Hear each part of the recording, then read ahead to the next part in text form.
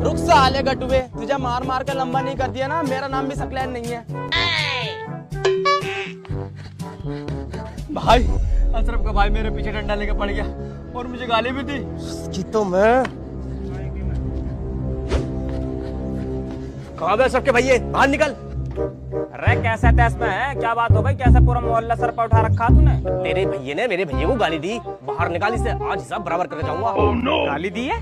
रुक जा भी। सकलैन यहाँ कोई है जरा, इसके भैया को गाली दी है? हाँ मैंने गाली दी है। अरे तो भाई सब गाली तो दी है, कोई इतनी बड़ी बात थोड़ी ना है गाली देना। मैं मतलब इसने गाली दी है, कोई बड़ी बात ही ना है। अबे चल इसने गाली दी लेकिन कुछ दिया ही तो है, लिया तो कुछ ना है इससे। क्या तो तू सही रहा है यार, इसने कुछ दिया ही तो है, लिया तो कुछ नहीं है। अबे तू भी कुछ दिया था इसे, तेरे पास कुछ नहीं था क्या देने के लिए? मैं क्या देखा था, मेरे पास तो कुछ भी नहीं था। मुझे लगता है तुझे कुछ गाली खरीद के देनी पड़ेगी, फिर सारे मोहल्ले को देता फिर ये।